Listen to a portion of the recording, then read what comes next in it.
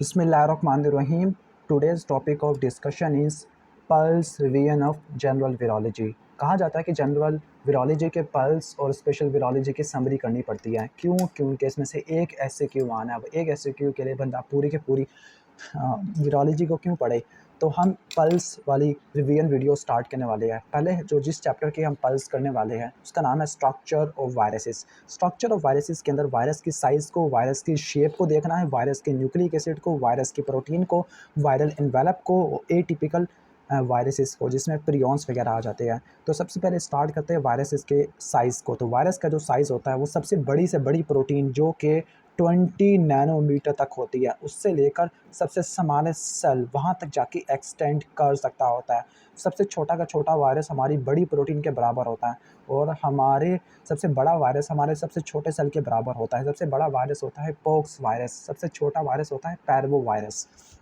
अगर वायरस को electron microscope में देखें तो ये सफ़ेयर और रोड लाइक लगती है। जो स्फेरिकल शेप होती है वो आइकोसाहेड्रल की वजह से आती है। इकोसाहेड्रल जो कि न्यूक्लियो कैप्सिड में भी कैप्सिड के भी रिपीटिंग सब यूनिट कैप्सोमेर की सिमेट्री की वजह से बनता है। आई थिंक आपको ये बात समझ आ गई होगी।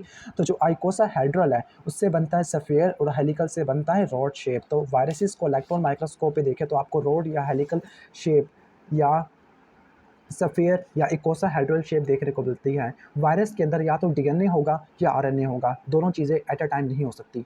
इसके बाद वायरसेस के पास एक प्रोटीन कोट होता है जो कोर को सराउंड करता है। कोर वो चीज़ें हैं जो न्यूक्लिक एसिड होता है, डीएनए आरएनए जो एक हो सकता है, दोनों नहीं हो सकते।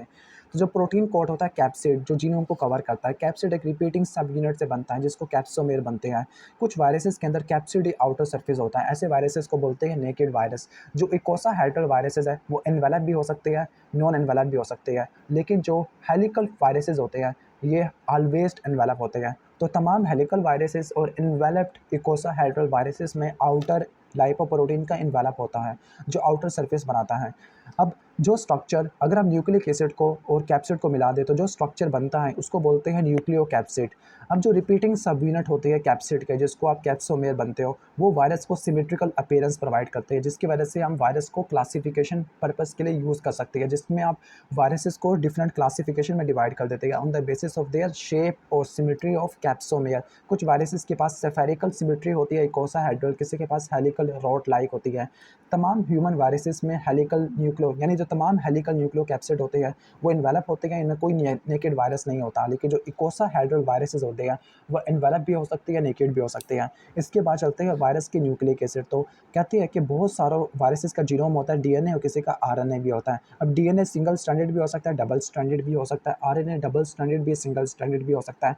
कुछ RNA viruses just like influenza और रोटा वायरस इनमें सेगमेंटेड जीनोम होता है जिसमें जीनोम बहुत सारे पीसेस के अंदर डिवाइड होता है, जबकि कुछ बाकी सारों में सिंगल पीस के फॉर्म में रहता होता है, सिंगल मॉलिक्यूल के फॉर्म में। तमाम वायरसेस हैप्लॉइड होते हैं सिवाय रेट्रोवायरस के जो डिप्लॉइड होता है। इनके पास टू कॉपीज़ होती है आरएनए जीनोम की, लेकिन इनके पास सिर्फ एक कॉपी होती है जीनोम की। इसके बाद दूसरी प्रोटीन्स को देख लेते हैं, viral protein, viral surface protein को।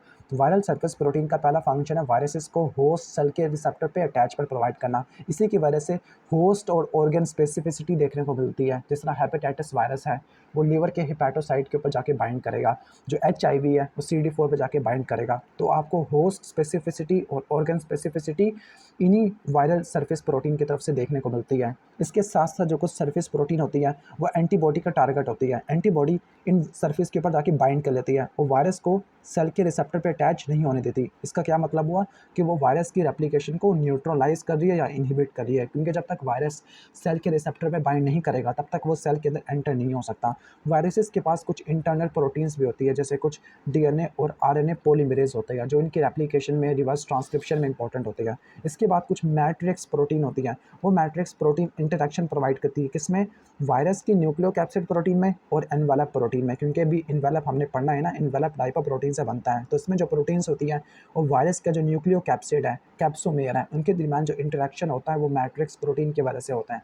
कुछ वायरसेस क्या प्रोड्यूस करते हैं, एंटीजेनिक वेरिएंट प्रोड्यूस करते हैं। इनके एंटीजन बार बार क्या करते रहते हैं, अपने आप को चेंज करते रहते हैं। इस एंटीजेनिक वेरिएशन की वजह से वायरसेस हमारे इम्यून सिस्टम से बच जाता होता है।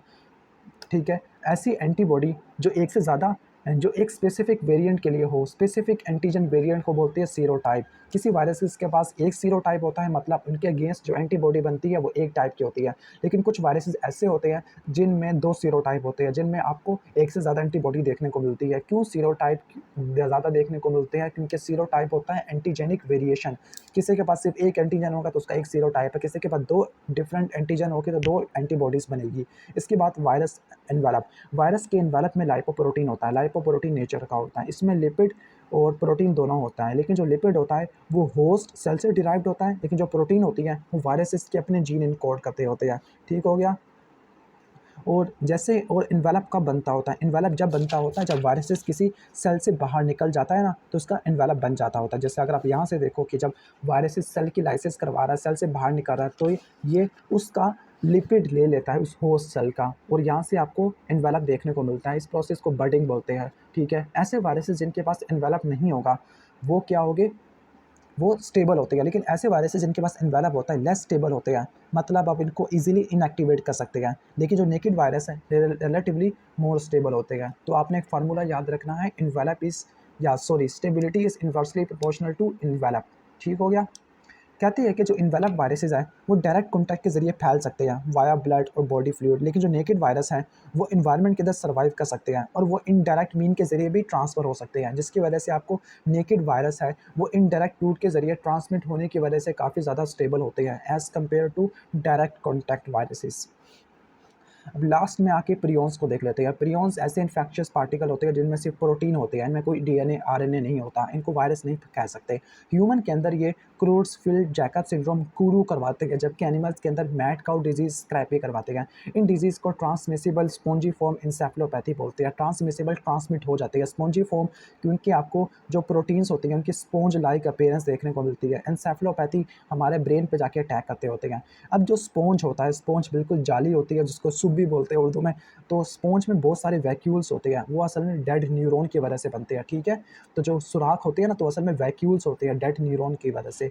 अब जो प्रियॉन्स की प्रोटीन है, अब प्रियॉन्स प्रोटीन नॉर्मली हमारे सेलुलर जीन इनकोड करते हैं। नॉर्मली ये protein normal alpha helix configuration में होती है, और जब अल्फा फॉर्म में होती है तो ये नॉन पैथोजेनिक होती हैं।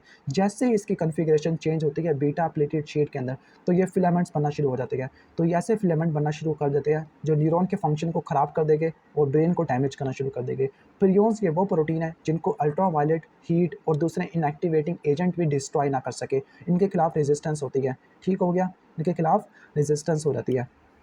और कहती है कि ये ह्यूमन ग्रोथ हार्मोन या किसी न्यूरोसर्जिकल इंस्ट्रूमेंट से आसानी से फैल सकते होती है, क्योंकि अल्ट्रावायलेट लाइट से, हीट से और दूसरे इंस्ट्रूमेंट से क्या होते हैं, ये रेजिस्टेंट होते हैं। ठीक है? नॉर्मली प्रियॉन्स क्या होती है, हमारी नॉर्मल प्रोटीन्स ही होती है, हमारी बॉडी की प्रोटीन्स ही होती है, तो उनके खिलाफ कोई इन्फ्लेमेटरी रिस्पॉन्स या एंटीबॉडी रिस्पॉन्स नहीं होगा।